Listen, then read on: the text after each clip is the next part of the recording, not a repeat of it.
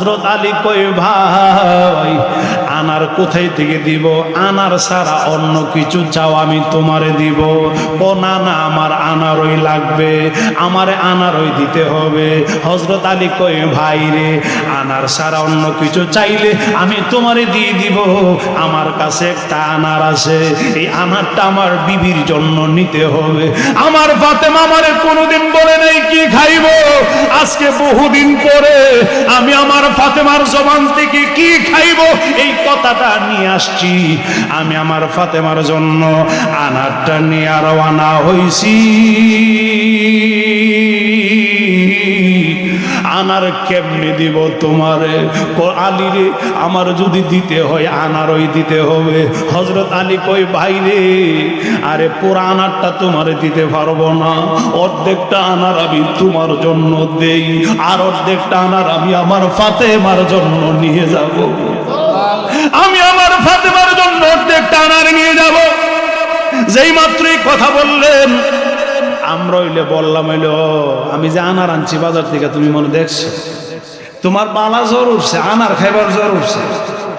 কিন্তু হযরত আলী বলেন না, বাইরে তুমিও মুসলমান আমিও মুসলমান, তুমি বৃদ্ধ অসহায়, আমি তোমাকে সহযোগিতা করব, এইটাই ইসলামের নিয়ম। কথা বলেন ঠিক কিনা? কিন্তু আমাদের সমাজে এটা নয়। আমি পেট বইরা খাইছি, পাশের বাড়ির মানুষ খাইছে কিনা মুসলমান ভাই এইটা আমার খবর নাই, কেমন মুসলমান। এই জন্য আমার নবী বলেন তোমার পাশের বাড়ির একটা বিড়াল, মানুষ না একটা বিড়াল যদি না খায় রাত্র যাপন করে আমার আল্লাহর দরবারে তোমাকে হিসাব দিতে হবে। মহব্বতে বলা যাবে কি আল্লাহু আকবার। এত ওয়াজ শুনে কি লাভ হবে? এত ওয়াজ শোনার পরে কি লাভ হবে যদি আমরা আমল না করি, নিজের পরিবর্তন না করতে পারি? বন্ধু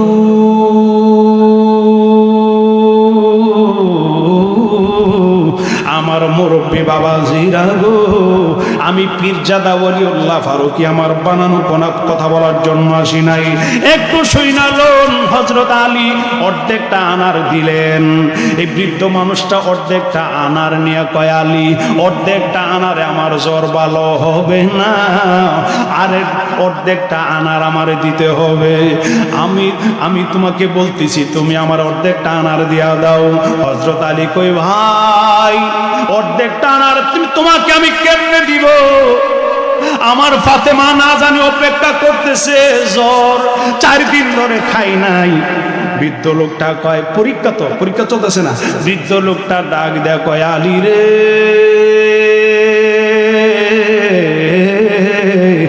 আল্লাহর দোহাই দিয়া বললাম, আমার নবীর দোহাই দিয়া বললাম আনার দিয়া দাও আমাকে। যেই মাত্র আল্লাহর দোহাই দিলেন, আল্লাহর ওয়াস্তে আমার নবীর কথা বললেন।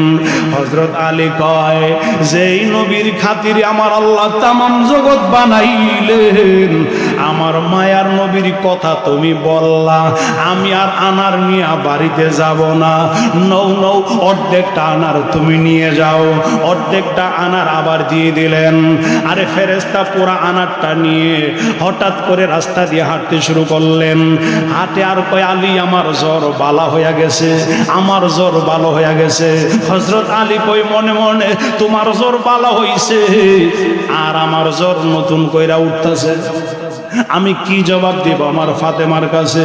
একটা কদম সামনে দেয়, আর একটা কদম পিছনে আনে, একটা কদম সামনে দেয়। যেতে যেতে বাড়ির সামনে গিয়ে দেখে মা ফাতেমা গাটলাই দাঁড়ায়া রইছে গো। আল্লাহ আমার ফাতেমা মনে হয় আনারের জন্য দাঁড়ায়া রইছে। আল্লাহ তুমি আমার ফাতেমারে আনারের কথা বলাইয়া দিও। আল্লাহ আমার কাছে যদি আনার চাই আমি কি জবাব দিব? আমি লজ্জায় পড়ে যাব। আমার টাকা পয়সা নাই, একটাই মাত্র আনার আনছিলাম। টাকা পয়সা যদি থাকতো অনেকগুলা আনার আমি আনতাম। মাবুদ তুমি ফাতেমারে বলাইয়া দিও আনারের কথা যাতে মনে না থাকে। এই কথা বলে মা ফাতেমার কাছাকাছি যেই মাত্র গেলেন, গিয়ে হযরত আলী মা ফাতেমাকে সালাম দিলেন। মা ফাতেমা সালামের জবাব দিলেন, হাতের মধ্যে দয়রা কয় স্বামী গো, ও স্বামী কোথায়? এতক্ষণ ধরে আপনি চলে গেছেন আনারের জন্য, আপনি চলে গেছেন আনারের জন্য গো স্বামী। আপনার চেহারা দিয়া ঘাম পড়তেছে, কে বলছে আপনারে কষ্ট করার জন্য? আসেন খাটের মধ্যে বসেন। এই কথা বলে ওড়না দিয়া মাথার গামগুলা মুছতে শুরু করলেন। কত ভালোবাসা রে! ওড়না দিয়া মাথার গামগুলা মুছতে শুরু করলেন। হযরত আলী কয়, আল্লাহ আনার তো নাই আমার কাছে, আমার ফাতেমা আমারে ওড়না দিয়া ঘাম মুছতেছে, আমি কি জবাব দিব ফাতেমারে? মনে মনে কয়, মা ফাতেমা কয়, স্বামী বসেন বাতাস করি, আপনাকে শরবত দেই, বসেন, একটু কষ্ট হয়েছে অনেক অনেক, আপনার শরীর দিয়ে ঘাম পড়তেছে। এই কথা যেই মাত্র বললেন, আমাদের মহিলারা হইলে আগে বাতাস করত না, না আগে রুমাল দিয়া ঘাম মুছত না, না আগে ওই প্রথম দেখেই বলল এলে আনার কই, কথা কই না, আনার কোথায়? যদি কইতেন রাস্তার মধ্যে একটা ফকির মানুষের দিয়া লেছি, বুঝছি কারে দিছ, বুঝছি তো, কথা কর না, আর জীবনে কইতাম না তো কিছু। কিন্তু মা ফাতেমাই কথা বললেন না, আনারের কথা উল্লেখ করলেন না। বলতেছেন, স্বামী কে বলেছে তো কষ্ট করার জন্য? আইরে এই কথা বলতে বলতে মাগরিবের আজান দিয়ে দিল। হযরত আলী মাগরিবের আজান শুনে মসজিদের দিকে রওনা। চমৎকার আলোচনা একটু শুনালেন। আরে দক্ষিণ কাচুয়া আশেপাশের বিভিন্ন জায়গা থেকে এসেছেন আমার মুরব্বী বাবাজিরা, আমার কলিজার টুকরা যুবকের, আমি ফারুকি কি বলি, আমি পীরজাদা ফারুক, একটু শুনালেন। আমার মা বোনেরা, মাইকের আওয়াজ যারা শুনতেছেন একটু শুনেন। আমার মায়ার নবী, দয়ার নবীর সাহাবী হযরত আলী মসজিদের দিকে রওনা হয়ে যায়। গিয়ে মাগরিবের নামাজ পড়ে আবার ফিরে আসলেন। আয়েশা কথাবার্তা বললেন, খাবারের খবর নাই। মা ফাতেমা আনারের কথা বলে না। আইরে কথাবার্তা বলতে বলতে আরে ওই এশারের আজান দিয়ে দিল। এশারের আজান দেওয়ার সাথে সাথেই মা ফাতেমা ঘরের মধ্যে নামাজে দাঁড়াইল। এই দিক দিয়ে হযরত আলী এশারের নামাজ আদায় করতে গেলেন। এশারের নামাজ আদায় করে বাড়ির দিকে ফিরে আসে আর মনে মনে কয়, ফাতেমা যদি আমার আনারের কথা বলে আমি কি জবাব দিব আল্লাহ? ফাতেমা যাতে আনারের কথা না বলে গো আল্লাহ, ফাতেমা যেন আনারের কথা ভুইলা যায়। এই কথা চিন্তা করতেছে আর মনের ভিতরে পেরেশানি নিয়ে বাড়ির দিকে রওনা। আয়েশা যেই মাত্র আসলেন ঘরের ভিতরে, মা ফাতেমা নামাজ আদায় করে শেষ করলেন। স্বামী বিছানা করছি, আপনি খেজুর খান, খায়া ঘুমায়া যান। মা ফাতেমা যে মাত্রই কথা বললেন, ইমাম হাসান ইমাম হুসেন রাদিয়াল্লাহু তাআলা আনহুমা হযরত আলী তিনজন মিলে খেজুর খাইলেন। কিন্তু মা ফাতেমা শরীরে জ্বর, এই জন্য মিষ্টি জিনিস খেতে পারল না। মা ফাতেমা পেটের মধ্যে খিদা নিয়াই ঘুমায়া গেল। আর পেটের মধ্যে খিদা নিয়া ঘুমিয়ে গেলেন। হযরত আলী ছটফট করতেছে, ঘুম আসে না। আল্লাহ, না জানি ফাতেমা আনারের কথা বলে কি জবাব দিব।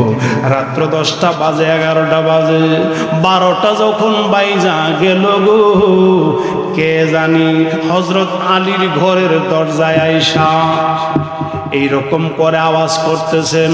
হযরত আলী কয়, হাইরে কে আসলো এত রাত্রে? আস্তে কইরা ভিতর থেকে ডাক দিলেন, কে? ও আলী, দরজা খোলো, আমি নবীর সাহাবী সালমান ফার্সি, দরজা খোলো। আল্লাহু আকবার বলেন।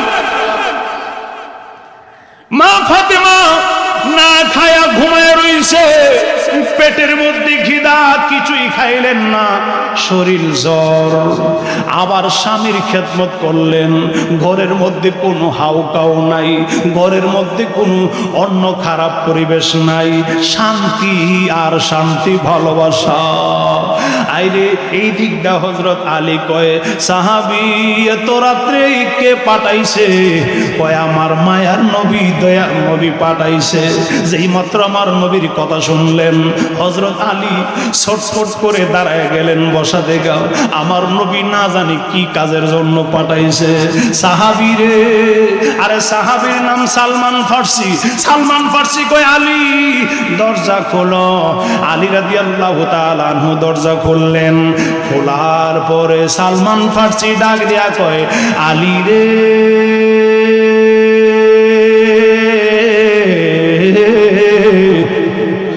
ও আলী আমার মায়ার নবী পাঠাইছে তোমার জন্য জান্নাতি আনার দিয়া। কি দিয়া? পিছনে হেরাকন কি দিয়া? জান্নাতের আনার দিয়া আমারে পাঠাইছে। যেই মাত্র আনারের কথা শুনলেন হযরত আলী কয় আমার নবী আনার পাঠাইছে দেখি তো। পকেট থেকে বের করলেন 9টা আনার। কয়টা আনার? আরো জোরে কোন কয়টা আনার?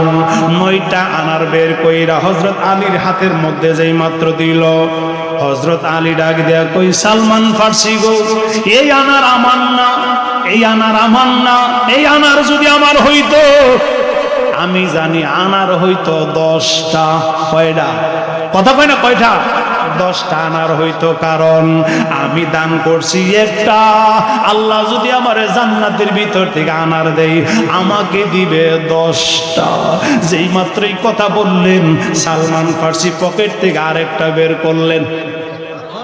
আরে পরীক্ষার উপর পরীক্ষা, আরে পরীক্ষার উপরে পরীক্ষা। সালমান ফার্সি কয় আলী রে, ও আলী আমি তোমার পরীক্ষা করলাম, তোমার ঈমান কতটুকু, তোমার বিশ্বাস কতটুকু। আমি 9টা দিয়া তোমার পরীক্ষা করলাম, দেখি না না তোমার বিশ্বাস তো অটল। তুমি একটা দান করছো আল্লাহর রাস্তায়, 10টা তুমি পাইবা, এইটা তোমার ঈমান, তোমার বিশ্বাস। পকেট থেকে একটা বের করলেন 10টা আনার নিয়া হযরত আলী কয় এখন ফাতেমারে ডাক দেওয়া যায়, আমার লজ্জা থাকবে না, এখন আমার লজ্জা লাগবে না। আমার হাতে 10টা আনার, একটা না, 2টা না, 10টা। ফাতেমা গো, ফাতেমা রে, তুমি না বলছিলা আনার খাইবা?